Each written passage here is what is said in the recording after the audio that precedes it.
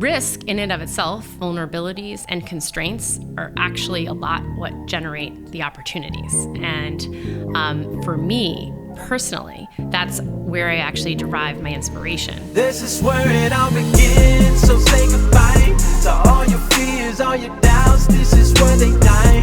This is where we come to win, we come to fly. This is where we make our dreams come to life. Welcome to Innovation City. Welcome to Innovation City, a podcast featuring the innovators, disruptors, and creators who are making things happen. My name is Michael T. Johnson, and I'm here with my co-host Tyler Kelly, and we are in beautiful Miami, Florida today. We're at Venture Cafe Miami, which is the largest gathering of entrepreneurs, innovators, disruptors anywhere in the world. So on a Thursday evening, across the globe, there are going to be people meeting, talking about ideas, talking about disruption, entrepreneurship, all kinds of things. So if that is of interest to you, I suggest you go check it out. So I'm very excited tonight because we have Alana Libow with us. Alana, thank you for being with us. Thank you, gentlemen. Very excited to be here. Welcome. Alana is a sustainable development expert, design thinker, and Fulbright scholar with specializations in the Americas and the Caribbean and food systems, which is from source to the end market, end user. And you're working with entities, anywhere from foundations to global brands, to help them really become more sustainable in their development practices. And it's pretty cool because you're here in Miami 3 years by way of Wharton, but you did your undergraduate at WashU in St. Louis, and you also have a design thinking certification from IDEO, which is pretty cool because we're design thinking nuts, and a degree from MIT. So welcome. Thank you. This is going to be a fun conversation. Yeah, looking forward to it.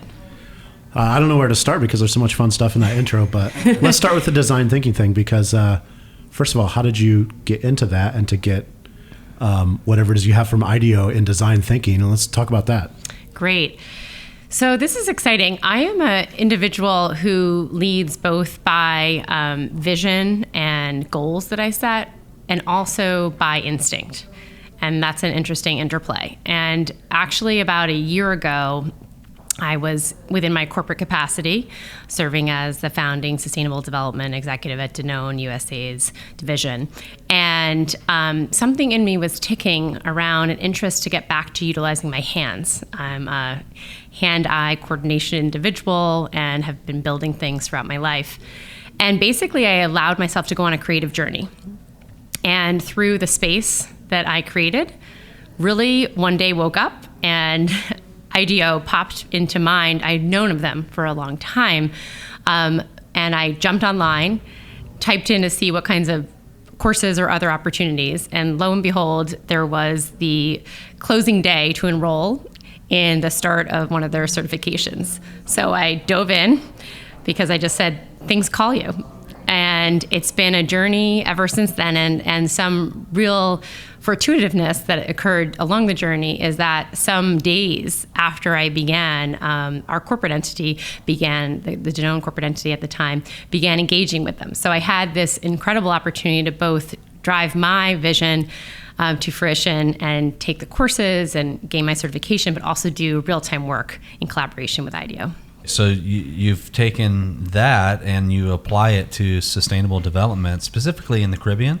Am I Today, I'm that? working in the Caribbean. That's right. Yeah, today I'm in new capacity as the founder and chief strategist of Forefront Sustainable Development. And that is positioning, as you mentioned earlier, governments to global brands, foundations to private wealth investment entities at the forefront of sustainable development to solve some of the world's most critical challenges and to simultaneously meet investor objectives. And the design thinking principles are tools. These are critical because I like to discuss this in the framework around community-centered design. So today, one of the opportunities I am engaged with is day in and day out employing that because we are co-creating, and the only way we can really develop solutions that are going to be ones that thrive and are sustainable in every realm, not only environmentally, but really for the longevity, is for them to be led by those on the ground. And that's where the design thinking elements come into play most critically. So dig a little bit more into that concept of community-centered design. So practically, how does that play out, or what's an example of that in your work? Sure. I'm going to provide an example today, and I'll keep the confidentiality for the project. But for example, when working to think about how we might approach an agriculturally rich entity, an island that really needs to rely on its agricultural streams, but also is climate constrained. Often the populations that need to be working on that would be individuals who might be farmers or producers, cooperatives, and they don't necessarily have the access to whether that be the investments, the innovations, or even the maybe how-to approach. So that's where those design tools come into play. And you don't even have to call it out. What you need to be doing is being active in how you are engaging. So first of all, it's understanding how does that culture operate. That's the fundamental piece. What's, of course, technically the language, but what are the processes and ways in which the movement of the place occurs, just like any culture, corporation, et cetera. So we begin with that principle, and together we can begin to build out how we would approach co-developing solutions around agriculture and food systems. And so we're in the middle of doing that, because if you just come in with what you think is a solution that can work technically on the ground, but you haven't integrated how people live and breathe day to day, you're not going to have that element that's actually going to stick and grow. So we really work in my primary background as an anthropologist, and observing and understanding, the cultural know-how and listening to the individuals. So the key is to have them be the co-leads with us as we begin to co-create those solutions. And really, they're their own solvers. We're just helping them through the tools to get all of us toward those solutions that will advance livelihoods. Yeah, it sounds like the best way to create a sustainable development is through walking in the other person's shoes, essentially. Correct.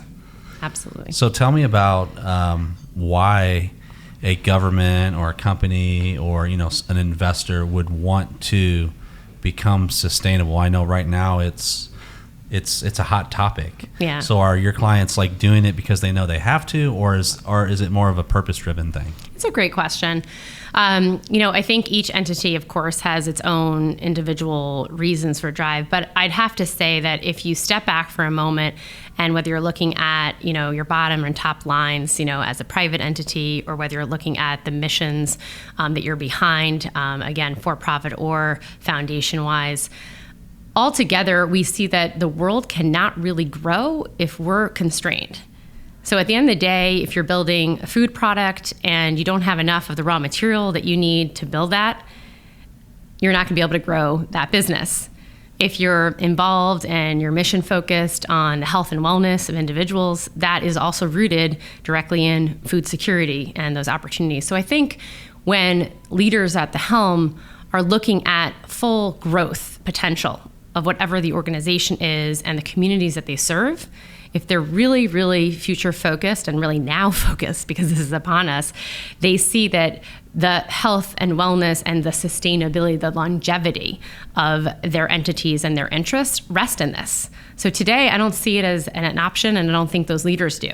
They see that this is where we are smart to be investing, and also this is where innovation is sitting. So it's really an exciting opportunity. A lot of entities are beginning to look at sort of the research and innovation divisions and how this can be integrated to those aspects, or they're looking at how they can become innovative if they're in a foundation sense in being the first to generate out a new model that may be a hub that can help generate solutions for generations to come. So you've been all over the country. I know here in Miami, this topic is more prevalent, not so much in other parts of the country. I heard a leader at one point say that sustainability, the topic, is kind of like the fly on the elephant's back. But as we see the nature of disruption, so specifically the S&P 500 or something, you don't notice it until it's too late. right? Exactly. So tell me about that. Yeah, that's really great observation. So my early work was in Innovest, which is a group of non-traditional equity analysts looking at exactly what you just described. So it's an iceberg model. You have, call it 20% above the surface that you see immediately, and the 80% below. And classically, when you're looking at a balance sheet, that is the 20% that you see that's right in front of you, the short-term indicators. Everybody's on top of that, figuring out, how to move that. But that part that sneaks up upon you, which is the larger weight, the 80% below the surface, is critical. And we call that ESG, environmental, social, and governance. Those risks and opportunities are vital to this health that we're talking about, this long-term, and to the competitiveness that could be of a company, a nation, a foundation. So it is in understanding those pillars, the environmental parts, the social parts, the community parts, and the governance parts that really together enable whatever that entity is to thrive in its most effective ways. So you're completely right. You have to stay on that long before it comes to the surface, to be making the most strategic choices and to be positioning yourself for the competitiveness and ultimately the opportunities that are ahead. So do you see a commonality in your work in like the risks or the vulnerabilities or the challenges that organizations are facing in this area? Yes, I think risk in and of itself, vulnerabilities and constraints are actually a lot what generate the opportunities. And for me, personally, that's where I actually derive my inspiration for this work, in seeing the resourcefulness of individuals, people in society, as well as the richness of opportunity that's tied to constrained environments. This is really where the magic's at. So in a certain sense, it's a unusual interplay. We want to ensure that we have the resources for millennial to come, but we also want to be sure that we're on spot with the constraints that are right in front of us and not looking at how to solve short term, but rather looking at how to generate solutions for the longer term. So along those lines, then what would be kind of the opportunities that organizations need to start taking advantage of? So it really depends, of course, on what the organization, is focused on. But principally, we begin to look at our stakeholders, right? All in all, whether that rests for you in a very local community or in one afar at a manufacturing plant, or in your producers, further afield potentially. And that's where the initial framing needs to begin for every organization. Who are your stakeholders and what are their risks and opportunities, and how is that affecting what you are doing, whether, again, you're generating product, whether you're fulfilling mission of your organization, or whether you're trying to grow an investment. Ultimately, it's going to sit in the communities. And I think that's where the real fascinating turn occurred in this industry at large, because there was for a long time probably this thought that kind of if we're in our walls, we're safe, and what's beyond it, maybe isn't going to affect us. And in the 80s and 90s, this began to rumble across multiple corporations that, in fact, the supply chain way out is really going to affect us, and that the consumer right near us and now close to us, of course, on social media, is going to immediately be reactive.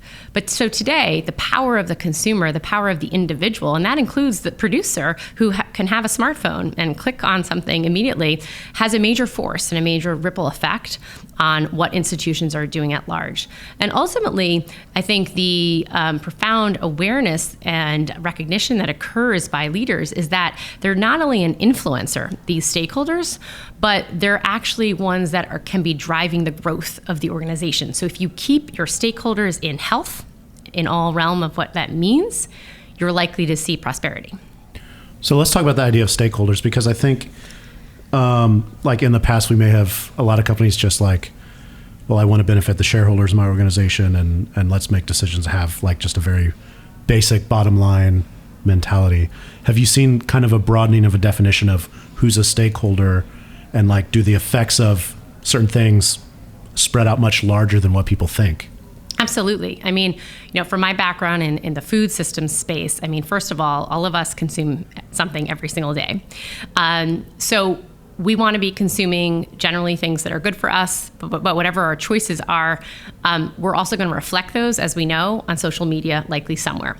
So the biggest, needle that's moving today, I say comes in a few forms. First, it's obviously in that social media space where in a second, brands have to be reactive to how are you all, enjoying or not enjoying, what's being presented to them, and what are their thoughts and feelings on something that they may or may not be an expert on, but they want to speak about it. The other portion of the stakeholder that I think is really critical, especially when you're thinking about the food segments, is, of course, the upstream part, as we call it, the producer, and then right before the consumer, which is the retail space. So these are major power forces within the chain, and these are voices that the corporate player particularly, of course, is listening to, but that all players are really listening to because it's the full chain. And what I find really fascinating in the work that I've been doing is that I often talk about wearing a work boot and a high heel. I've got to go from the farms to a boardroom, maybe at the world's largest retailer, and in fact, their interests are the same. They want a consumer to be enjoying the product, and they want that product to have a long life and to have a small footprint. So ultimately, it's about translating what those values are and kind of shared interests, but just in different language, so that we're all on the same page and really generating that successfully throughout the chain.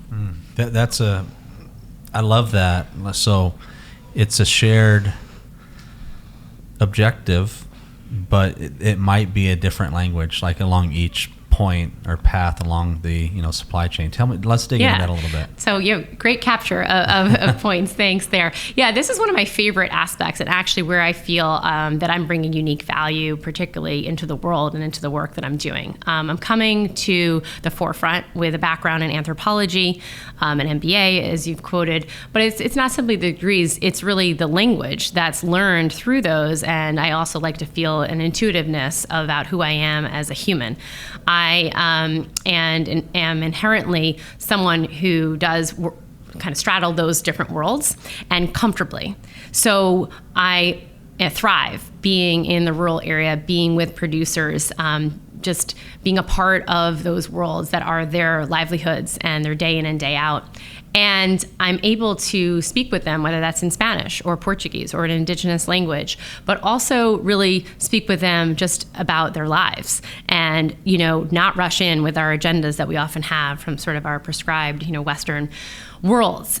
At the same time, I can hold the agenda and the investor interest of what needs to be accomplished and bring that back in translatable form, whether that be, again, at the retail space or into the executive boardroom, and really figure out how do we meet those mutually beneficial interests, which are really, at the end of the day, like I said, similarly, but they want to hear it differently. Sales teams need to understand this in a very different way. Investors need to understand it, CEOs, and presidents of foundations. So ultimately, it's converting those ultimate shared goals into similar language, as you say, they're distinct languages, so that we can reach the goals of each of the stakeholders, and that includes the primary investor at the start. How much does knowing, if you know all your stakeholders from, let's say you have a farmer or a grower, how much does knowing their personal story help you on this end of the chain over here? Yeah, it's a great question. So I like to, and I was going to speak to that just a second ago, I like to actually put aside what is the prescribed agenda and the thing that you need to get done for however much time is needed for that individual on the ground to be comfortable with me.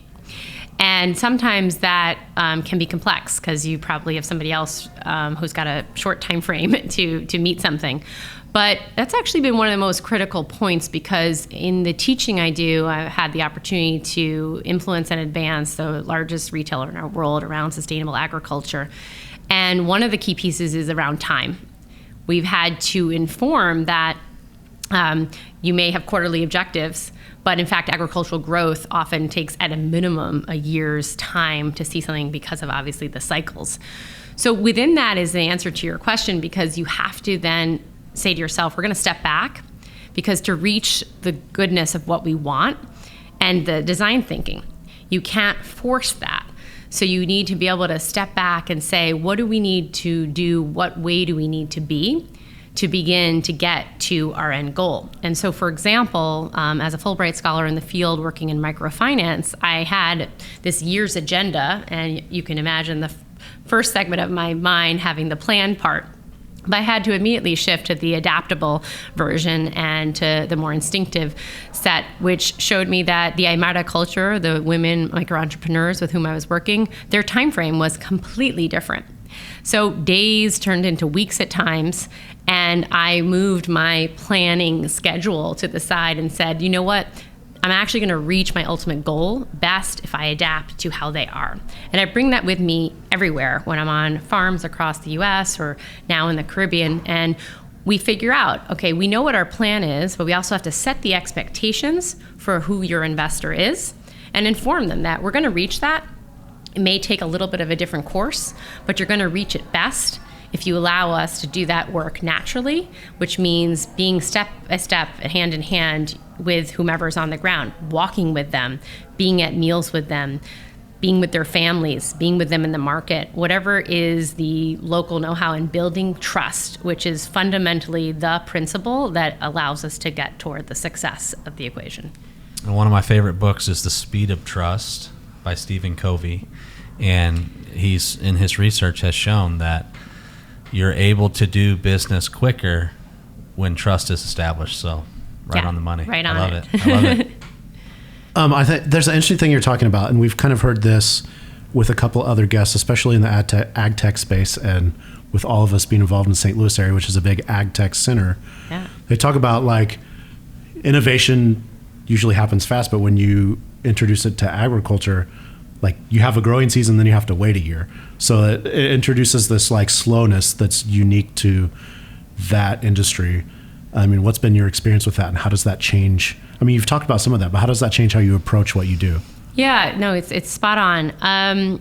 First, again, I go back to you have to set the expectations for whoever's in your map of stakeholders. And usually that starts actually right at the top. It could be the CEO level, the president level, the retail executive level, so that they understand, okay, the goal they want to reach is feasible, but let's just map out for you what that's going to look like so that there's no misconceptions on how we're going to get there.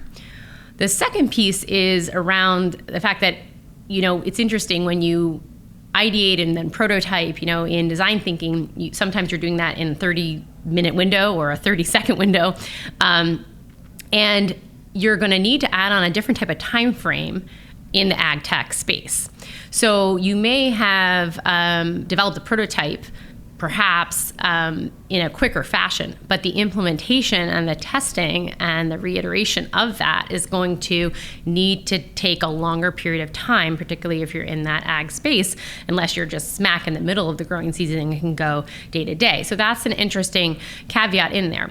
Additionally, you have factors that are ones that you cannot always predict. You have natural elements that are occurring around you. So you could have any element occurring in the environment that may physically shift. It's not a science experiment that's held, where you can hold all potential types of constraints. So there's a lot of elements where you're going to need to shift in that, as well as elements that may be around trade and elements that may be occurring politically in the region in which you're working. And I've come upon that where you've got everything all set up, but other external factors, are at hand. So it's one that keeps you on your toes, but there's also something very historic about it. People have been farming for a long, long period of time, long before these goals were set, by entities. And really, we always remind ourselves that the producers are the experts. They are the stewards of the land. They are really there to guide us, and it's what we can do collectively. So we go back to saying, walk the land with an individual, understand what they're doing and growing, how they have built efficiencies, and how can perhaps these new innovations be collaborative with that to create win-wins around the board. That's a perfect place to end it, I think. Yeah. Doesn't get much better than that. Yeah. Where can people find out about you, connect with you, if they want to learn more about what you do, if they want to work with you? Where can they find you? Great. Thanks so much, gentlemen. So I'm excited to note that forthcoming, I will have my website launching shortly because I've made a shift from a previous venture to this one. So look for me coming up at www.theforefrontsd, as in sustainabledevelopment.com. So that's theforefrontsd.com. In the meantime, you can also find me on LinkedIn under Alana Libow, ALANA. LIB as in boy, OW. And certainly you can email me at alana.libow@theforefrontsd.com. Awesome. Alana, thank you. It's been fun. You. It's been a great time. Thanks, gentlemen. For more episodes, visit innovationcity.co and be sure to subscribe, rate, and review. If you're in Miami, visit us at Venture Cafe on Thursday nights. You can find details at venturecafemiami.org and connect with us on social at WeAreSlam and Venture Cafe MIA. This is where it all begins, so say goodbye to all your fears, all your doubts. This is where they die. This is where we come.